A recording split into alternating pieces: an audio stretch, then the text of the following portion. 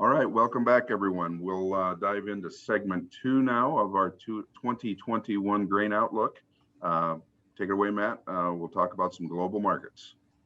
All right, I think this is probably of all of the topics, probably one of the more interesting ones. I think there's a lot going on globally. The story this year, as we wrapped up kind of the supply side changes from 2020, the 2021 story is definitely more global, more import export focused. So, I kind of want to look at start with the export program.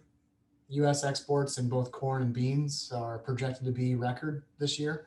I think it's interesting to kind of look back at where we have been the last few years. 2019 and in soybeans, 18 and 19 were both impacted heavily by the trade war. But the 19 corn number wasn't a trade war related issue.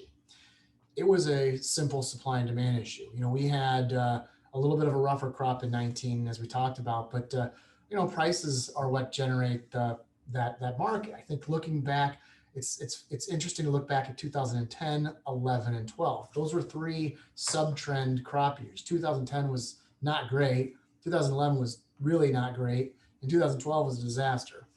So what happened in those years is we started to take prices to levels that would kind of cut some of the demand.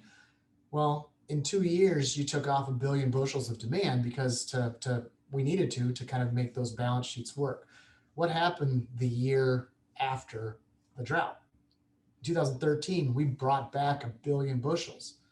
How? We had supply, we had cheap price, the market came back to us. This is a commodity. And I know we want to think we're proud of our crop, we're proud of what it is, but it is a global commodity that is still going to work into the export channels, provided it is the cheapest in the world. And that's what we're seeing right now. We are the cheapest. We had the excess supplies with that 3.3 billion bushel carryout estimate, and we're looking for a massive change this year. We're halfway through it, and it still looks like we're going to probably make that projection.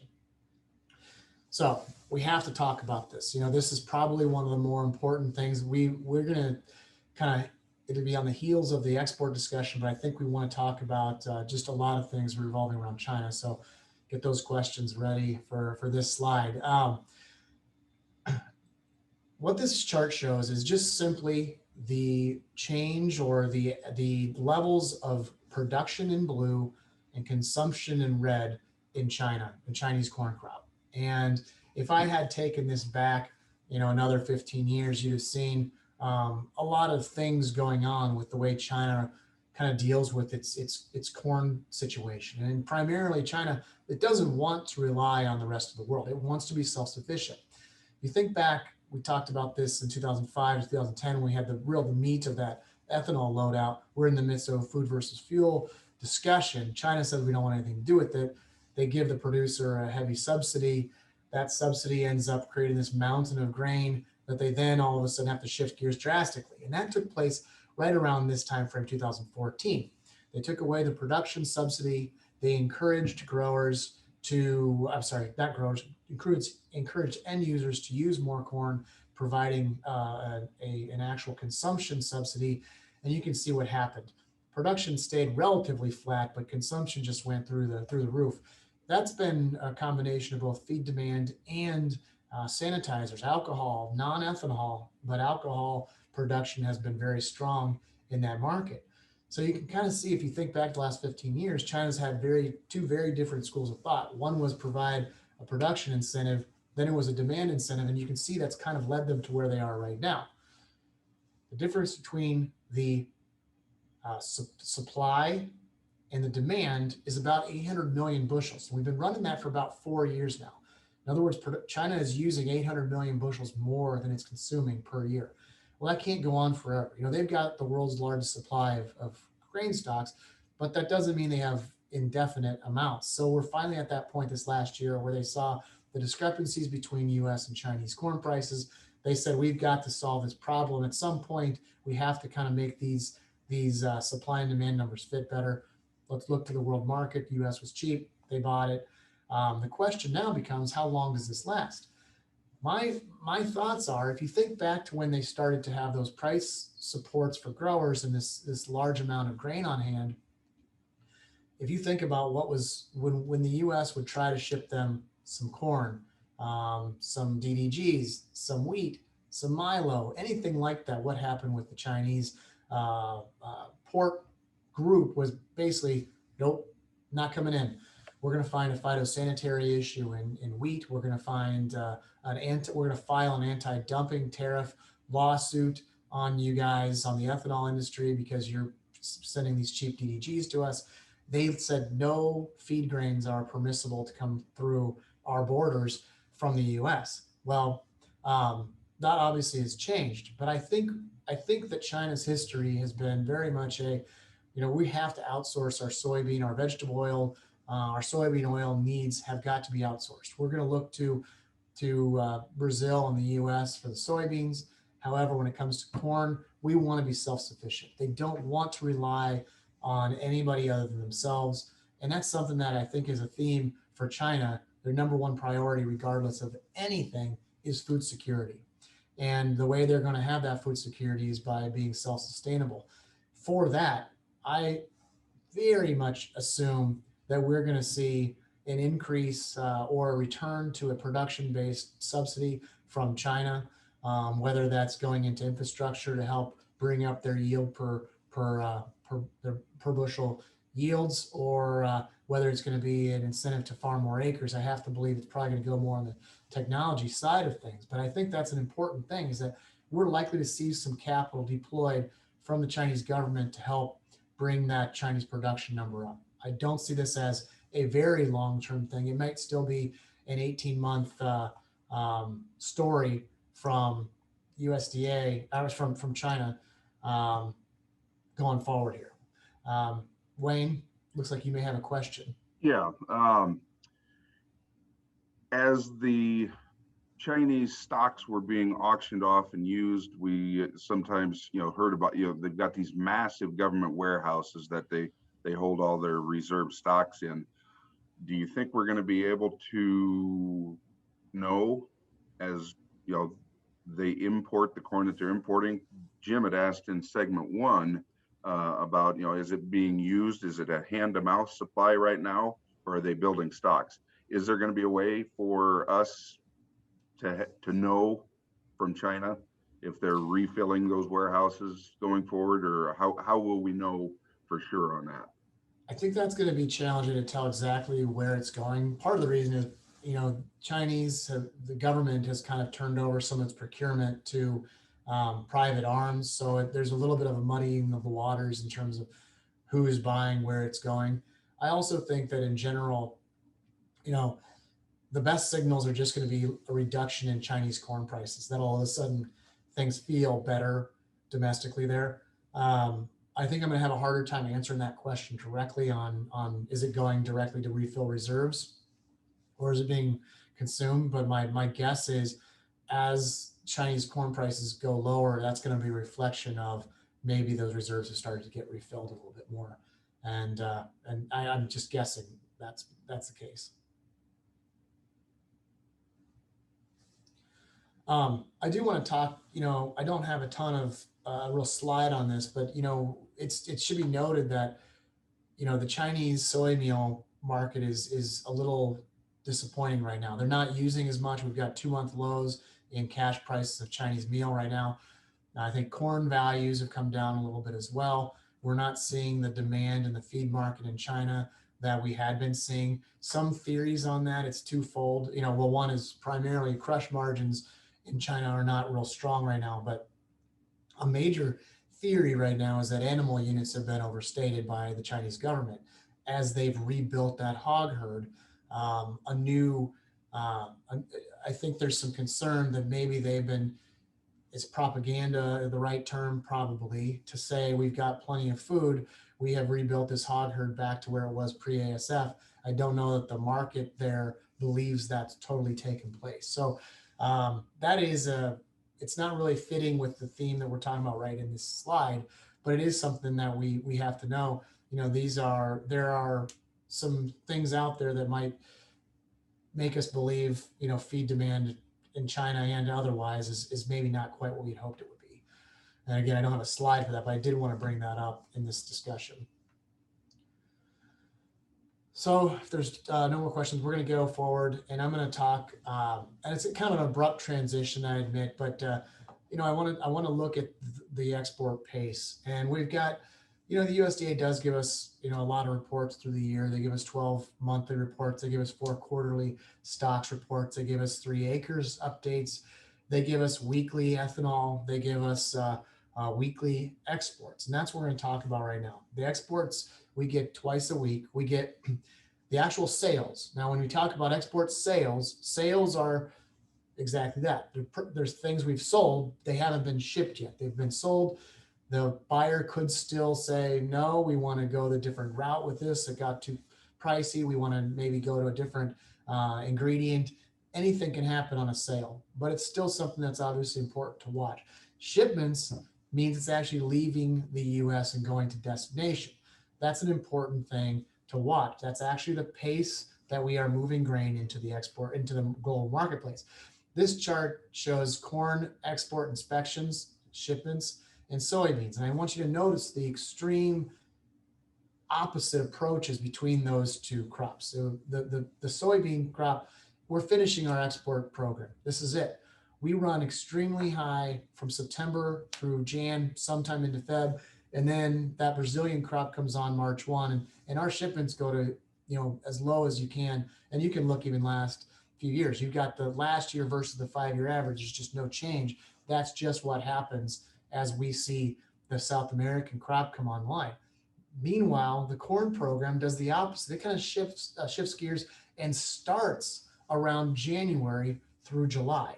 So part of that's because we can't ship that much grain of both corn and beans at the same time, so there has to be some seasonality between the two. But the other reason is that Brazilian second crop. We're going to talk a lot more about that in a little bit. That Brazilian second crop comes in, and that export market really lasts from about July through our December. That's when that market is going at its peak. Pointing out the charts on bottom, you can see the difference between sales and shipments here. So on the right, we've got the what in blue is shipped and what in orange is unshipped but sold. So you can see we've got some to unknown, we've got some to China. There's 85 to 100 million bushels of unshipped sales on the books to these destinations that could still go, or they still might not. We don't know yet, but we're watching that. With the tight carryout that we've got, any additional shipments are critical.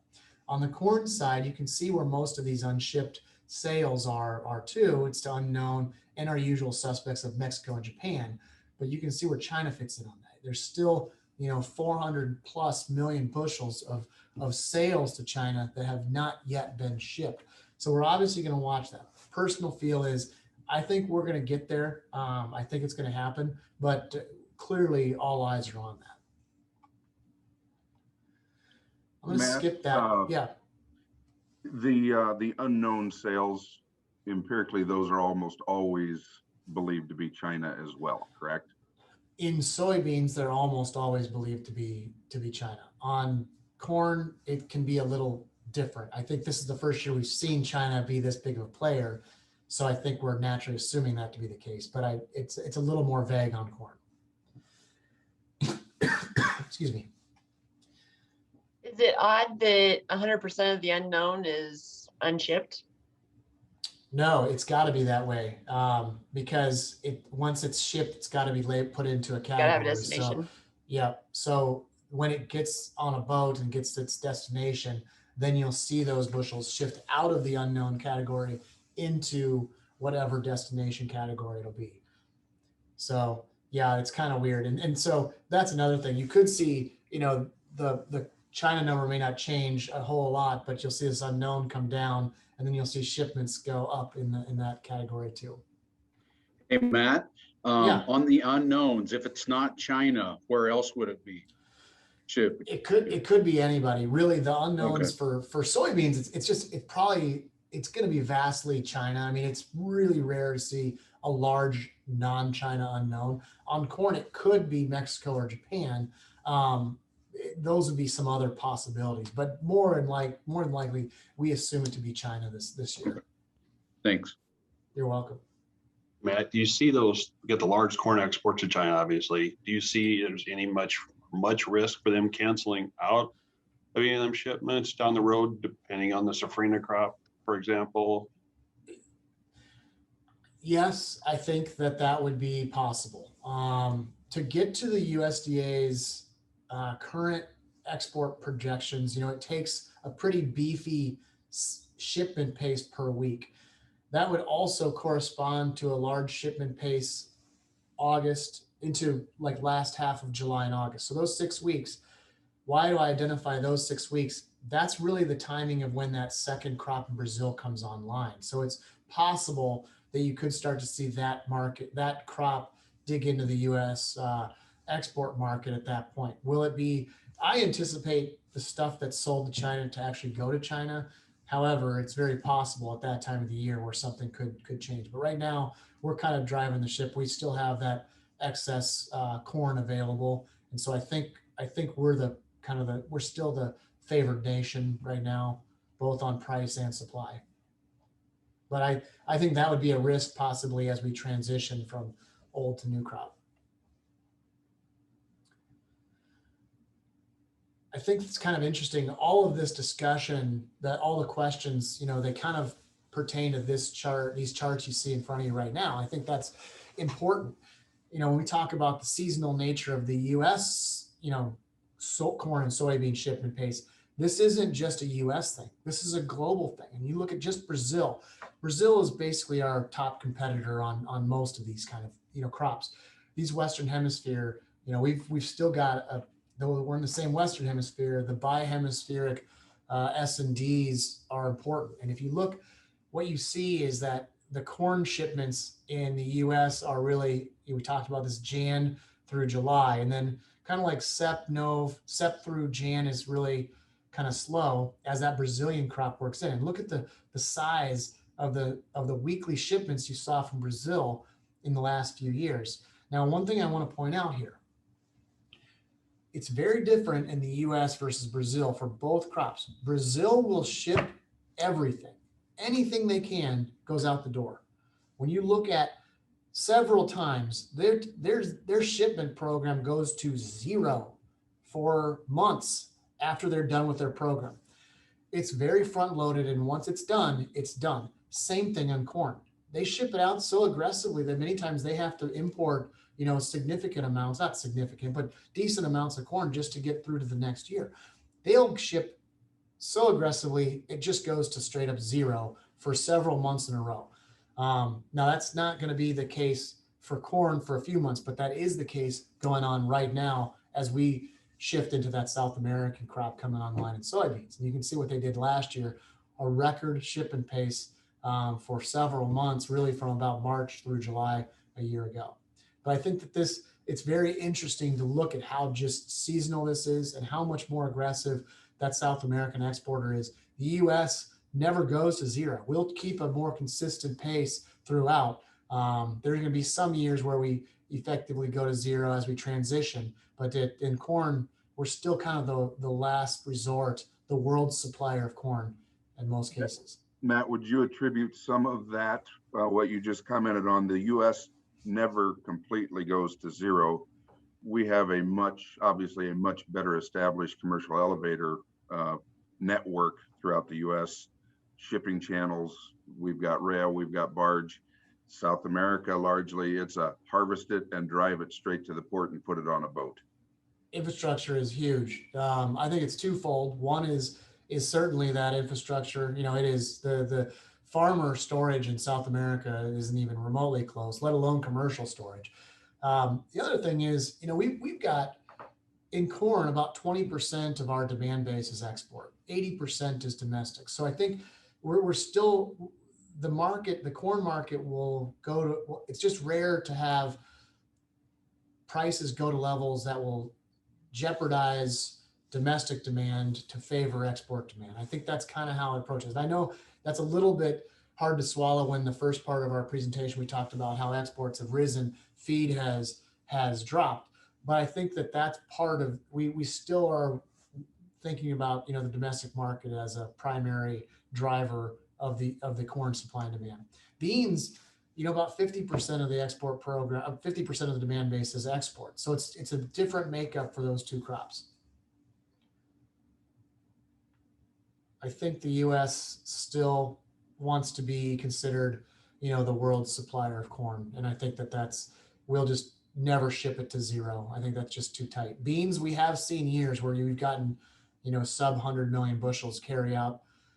Interesting to note that Brazilian soybean carryout will oftentimes go below 80 million bushels. They have no problem taking things to almost zero, less than pipeline level stocks. So we've mentioned these two countries an awful lot, but we haven't really dug too deep into them. And I think that's what we want to do right now. I think this is fascinating. This always gets a lot of surprise when you look at the slides here. These are to scale. That's the size of Brazil. That's the size of Argentina. And if you look at the growing region from, call it central Brazil through central Argentina, if you took that and just line it up, it'd be an area that'd be around Minneapolis to Mexico City, north to south, and east to west, somewhere around Denver to DC. This is not a small region. And because of that, it's got areas for expansion, but it also has a different growing season. The vast majority of the U.S. crops are grown within a specific 3-month window. That growing season there starts in October, and some of the crops aren't even harvested. In fact, that second corn crop until July. It's just a really long, different growing season. So a couple of points, where a lot of the expansion that we're seeing take place in Brazil is in this area right in here, which is the Mato Grosso region, where you see in this slide. That's the area that really does do an aggressive double crop. They'll plant their soybeans early in November, harvest them essentially right now, and at the exact same time, they'll come back in with the corn planters and plant that second corn crop. And that second corn crop is a monster. And that's why we want to put so much attention to that. And that's where we're going to go next. But I want you to think about this, okay? So the equator's up here, right? There's your equator. So as they're expanding their corn belt, they're actually expanding it southward in northern hemisphere terms. In other words, it'd be like the U.S. expanding our corn belt toward that South Texas crop. And it's just different. When we had our corn belt expansion, a lot of that actually kind of went northwest and into the Dakotas. They're opting to go kind of further south to try and get 2 crops out of that. Now that's going to come into play in the next piece, but I do want to go back and just talk about the size of this crop. The size of this area. This is to scale. This is Mato Grosso. You can kind of see the faint outline of it, but I've got Minnesota, Iowa, Illinois, and Indiana inside the boundary of that Mato Grosso region. This is the area of massive expansion. This is the area where you're seeing all of that take place. And it's obviously a huge area. And that's where all the new infrastructure, both export channels are being created with new highways, big farm operations. And that's kind of the biggest competition we face, in my opinion, in the next 5-10 years, is the growth in Mato Grosso and that northern Brazil area. So I want to talk about the second corn crop. We call that the safrinha crop, and the word safrinha translates into the phrase the little crop. Well, the little crop is now 3 to 4 times bigger than the big crop. That's how much expansion has taken place in that region. But as I mentioned, as they are expanding that territory toward the equator, you're actually, again, it'd be like going down towards South Texas. And I know if you've driven through the Flint Hills, it's a challenge in that area. Go south from there, and that's not exactly your prime ground. This Mato Grosso is not quite that bad, but what this chart shows is the kind of erratic nature of their corn yields. So plotted along it totally horizontally would just be percent of trend on that second corn crop since 2000. Now, the gray bar shows one standard deviation from trend.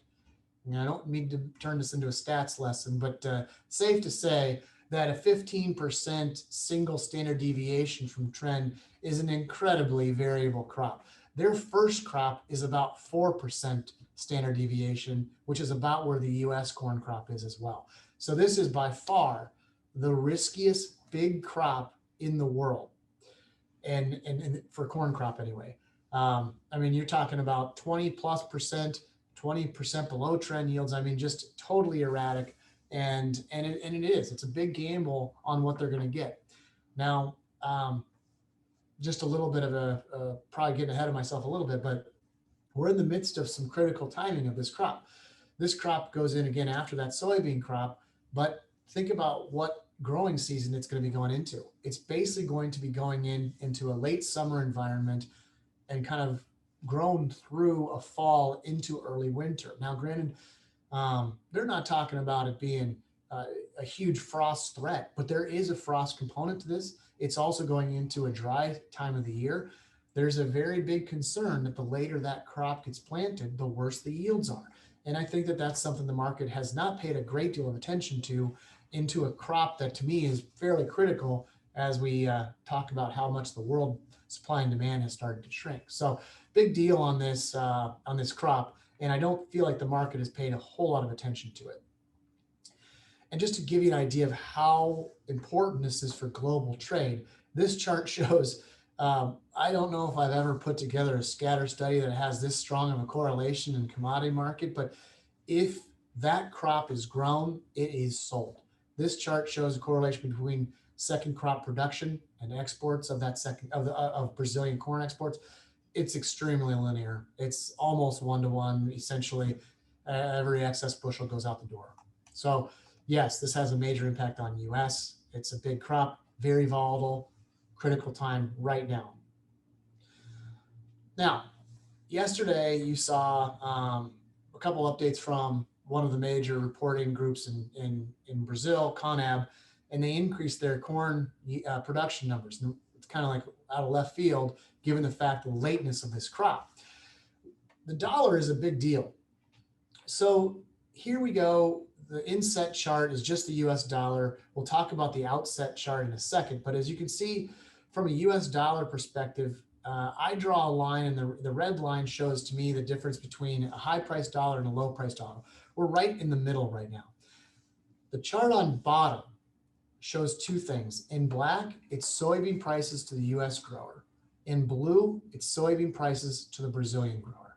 What's the only difference between those two lines? The only difference is currency. That's it. Now you think about what that has happened. We've had a relatively strong fall in the dollar over the last year and a half. However, the Brazilian real has actually been weaker than the US dollar. Now, why does the currency matter so much? All of the grains are priced in CBOT in dollars per bushel or cents per bushel. They're in US denominated currencies. As that South American grower is pricing bushels, they are actually receiving, as their currency is weaker than the dollar, they get more of their local currency for every bushel they sell. So that's what changes that component. If you look at the left side of this chart, look at 2012. That's when we had our highest prices of beans, but look at where Brazilian beans were at that time. Well, look at what currency was doing in 2012. Now look at, and again, this is just the dollar, look at where the dollar is today, and look at the change that has had on prices. It's more than doubled the bean price in that time. At the same time, US prices are about 40% lower. So huge impact. This is why we think that second corn crop, even though it is being planted very late and there is a high risk, the Brazilian grower, first of all, there's probably a lot more pre-sold than normal, but second of all, there's a high incentive to get it in. There's a high incentive to take the chance and have a below trend yield and outproduce it revenue-wise by the kind of prices they're seeing. Yes, this is a soybean chart, corn chart looks the same. So huge deal with the currency. I think that's part of the reason why we expect acres to kind of stay strong this year in South America. If you think back to, we talked about that 2019 crop in the US a lot, as prices with an extremely late planted pace in 2019 happened in the US, we took prices of grain, corn futures into the 470, 480 for new crop. Why? To try and make sure we got that acre planted. And guess what? We got that acre planted. It did the work. same situation in South America right now. Hey, Matt, I got a quick question. Yeah. On that safrinha crop, I mean, that's a big area. Do those acres fluctuate much? I mean, I guess my gist of my question really is, with the prices the way they are, can that area expand or plant more acres to offset potential yield drag and being later planted? I think that could be a long-term story. Is it too late now? Maybe it is. I think the concept was it's a ditch to ditch kind of a situation right now, and maybe you end up increasing acres the old-fashioned way. But I don't know that there's a lot of. I don't think you see say, okay, let's go till some ground right now and make this a corn acre this year. But I think they'd probably stretch the boundaries of what they would plant on one traditional acre now. Just a guess, but going forward, that's certainly a thing.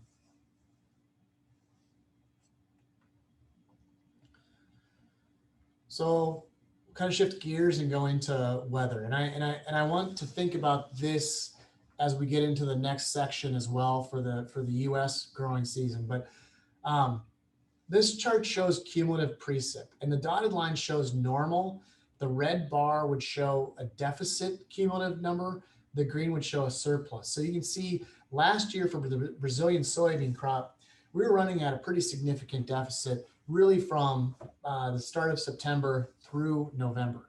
They were entering into the growing season with some of the biggest concerns for moisture shortage in history. And I know we had a La Nina in the market. We had moisture deficits. There was a lot of concern that this crop was not starting out in favorable conditions at all. However,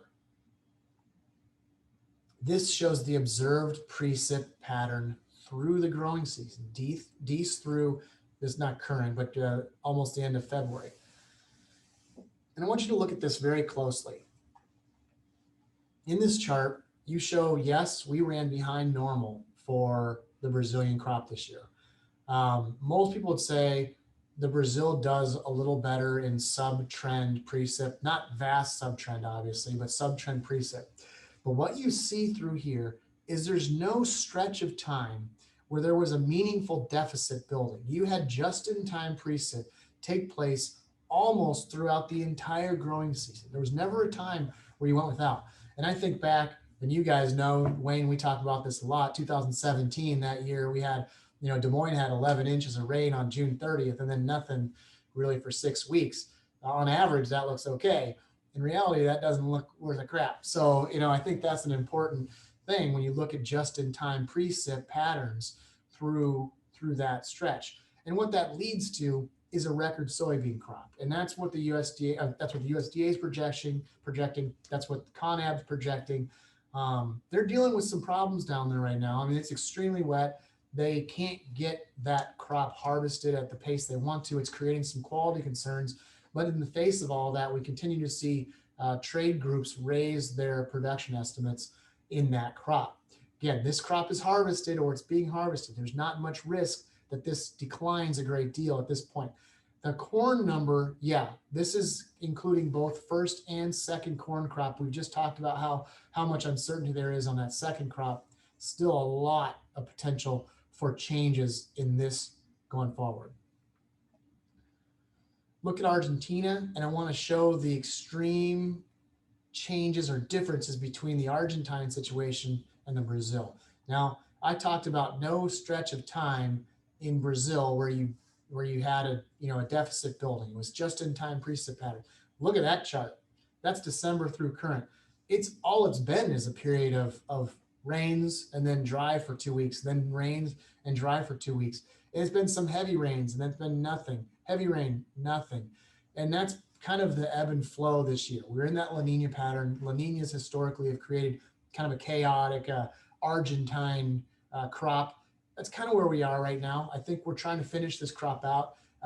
We're not getting ideal conditions. The next 5 days looks fairly wet. So I think we're looking for a little bit better conditions short term, but long term, still a lot left. We have about another 3-4 weeks of key growing conditions to kind of watch. This crop looks like it's not going to be kind of where we'd hope. When I say we, I mean the Brazilian producers for sure. I think it looks like it's going to be a little bit behind the last few years. And the market, again, it's not totally focused on it, but it certainly pops up day to day. So I think that concludes the global story right now. Are there any lingering questions anybody wanted to ask? All right, thanks again, Matt. Okay, we'll wrap up the recording here of segment 2, take a quick break, and we will be back with segment 3, a look forward at the 2021 crop and marketing year to come.